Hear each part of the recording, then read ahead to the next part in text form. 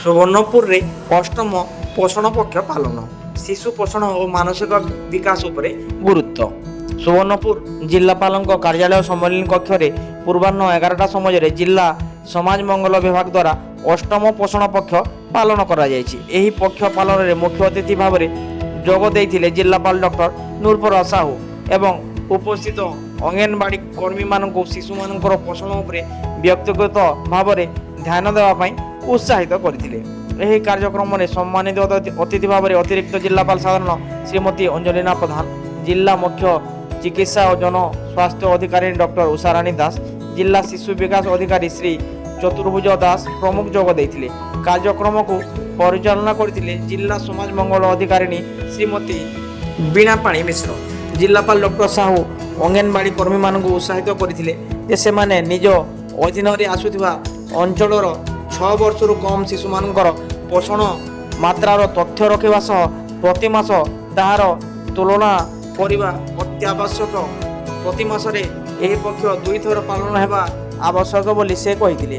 ପକ୍ଷ ପାଳନରେ ଆୟୋଜିତ ସଭାରେ ମାନସିକ ପୋଷଣ ବିଷୟରେ ମଧ୍ୟ ଆଲୋଚନା କରାଯାଇଥିଲା। ଶିଶୁମାନେ କେମିତି କାର୍ଯ୍ୟକଳାପରେ ଅଂଶଗ୍ରହଣ କଲେ ତାଙ୍କର ମାନସିକ ବିକାଶ ହେବ ସେଥିପାଇଁ ମଧ୍ୟ ଗୁରୁତ୍ୱ ଦିଆଯାଇଥିଲା। ସୂଚନାଯୋଗ୍ୟ ଯେ ଗତ 9 ତାରିଖରୁ ଆଜି 23 ତାରିଖ ପର୍ଯ୍ୟନ୍ତ ସୁବର୍ଣ୍ଣପୁର ଜିଲ୍ଲାରେ ପୋଷଣ ପକ୍ଷ ପାଳନ କରାଯାଉଛି।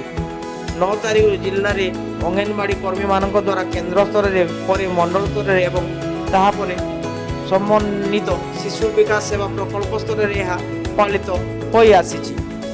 ପୋଷଣ ପକ୍ଷ ପାଳନ ଶେଷ ଦିନରେ ଜିଲ୍ଲା ସ୍ତରରେ ଏହା ପାଳନ କରାଯାଇଛି। ଏହି ପକ୍ଷରେ ଜନ୍ମରୁ 6 ବର୍ଷ ମଧ୍ୟରେ ଶିଶୁଙ୍କ ମସ୍ତିଷ୍କ ବିକାଶ ପାଇଁ ସର୍ବାଧିକ ଗୁରୁତ୍ୱ ଦିଆଯାଇଛି। ପକ୍ଷ ପାଳନରେ 5ଟି ମୁଖ୍ୟ ଉଦ୍ଦେଶ୍ୟ ରଖାଯାଇଛି। ତାହା ହେଲା ମା' ଓ ଶିଶୁର ପୋଷଣ, ମସ୍ତିଷ୍କର ବିକାଶ ପାଇଁ ପ୍ରାରମ୍ଭିକ ପ୍ରୋତ୍ସାହନ, ପ୍ରାରମ୍ଭିକ ବୟସରେ ଖେଳ ଆଧାରିତ ଶିକ୍ଷା, ଶିଶୁଙ୍କ ସ୍କ୍ରିନ୍ ଟାଇମ୍ କମ୍ କରିବାରେ ମାତାପିତା ଓ ସମୁଦାୟର ଭୂମିକା ଏବଂ ଅଙ୍ଗନବାଡ଼ି କେନ୍ଦ୍ରର ସଶକ୍ତିକରଣ ପାଇଁ ସାମୂହିକ ସମର୍ଥନ। ଏହି କାର୍ଯ୍ୟକ୍ରମରେ ଅଙ୍ଗନବାଡ଼ି କର୍ମୀ, ପରିଦର୍ଶିକା, ସ୍ୱୟଂ ସହାୟକ ଗୋଷ୍ଠୀ, କିଶୋର ବାଳିକା ଓ ପୋଷଣ ଗୋଷ୍ଠୀ ସଂଯୋଜକମାନେ ଭାଗ ନେଇଥିଲେ। ଜିଲ୍ଲାସ୍ତରୀୟ ଅଧିକାରୀମାନେ ମଧ୍ୟ ଉପସ୍ଥିତ ଥିଲେ।